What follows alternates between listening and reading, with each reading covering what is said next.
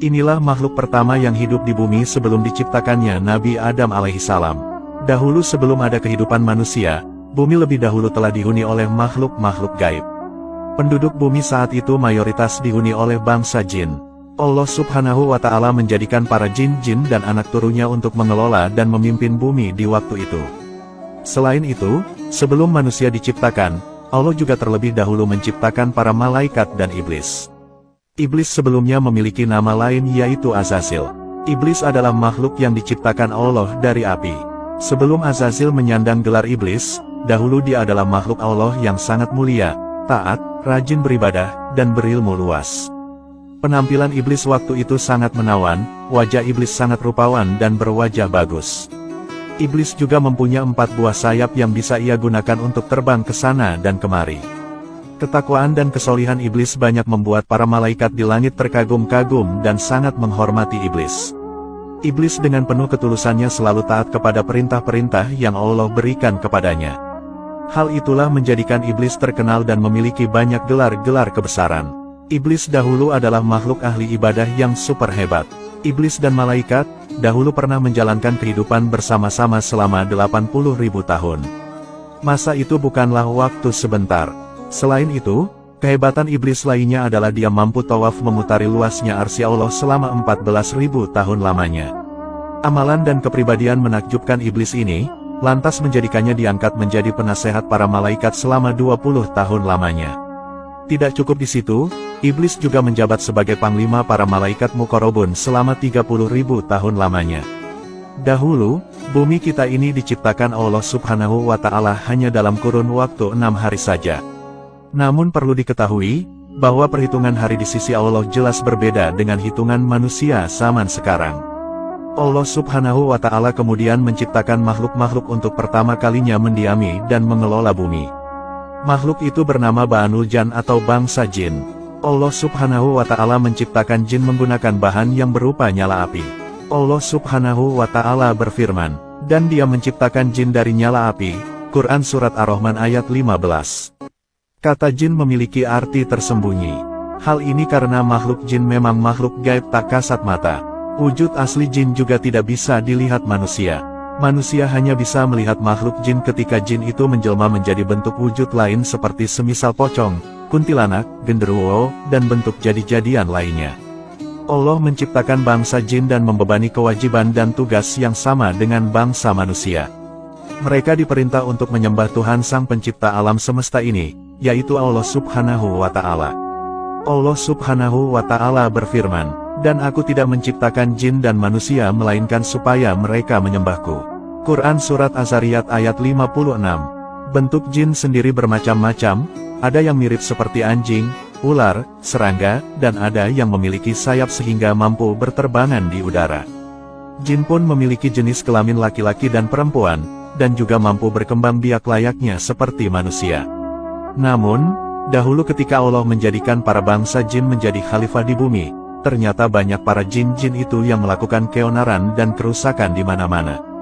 Mereka banyak yang membangkang perintah Allah dan melakukan kemaksiatan di mana-mana. Kehidupan mereka di bumi sungguh sangat tidak rukun. Mereka para kaum jin kerap melakukan peperangan dan menumpahkan darah kepada sesamanya.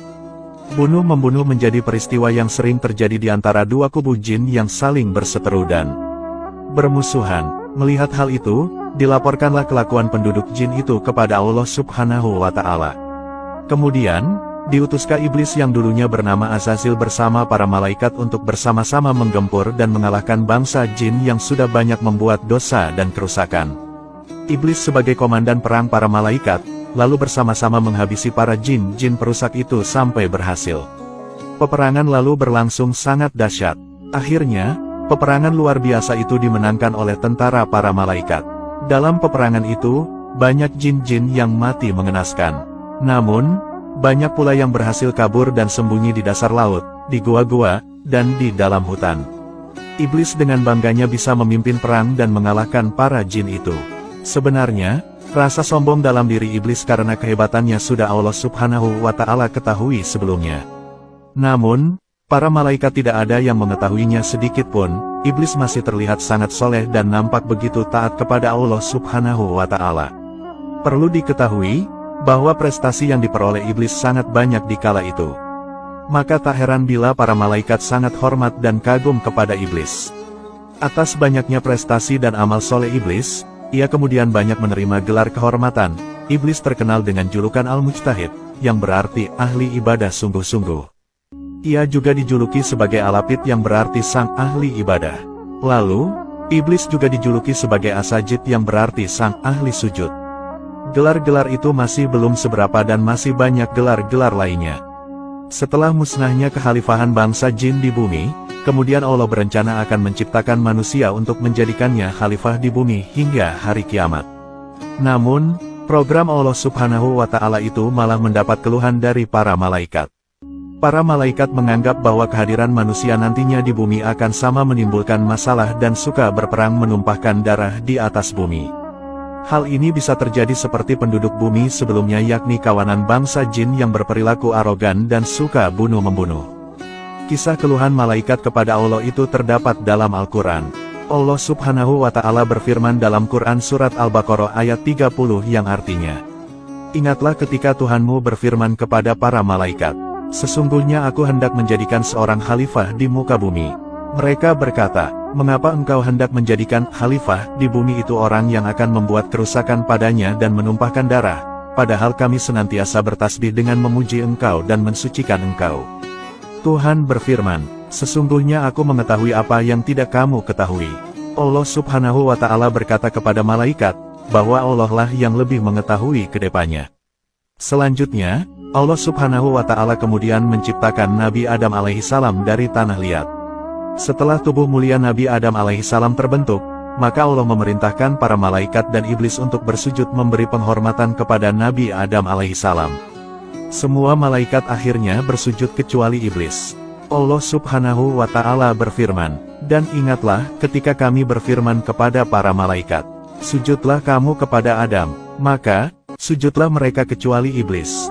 Ia enggan dan takabur, dan adalah ia termasuk golongan orang-orang yang kafir." Quran Surat Al-Baqarah ayat 34. Iblis akhirnya memilih membangkang dan enggan bersujud kepada Nabi Adam alaihissalam.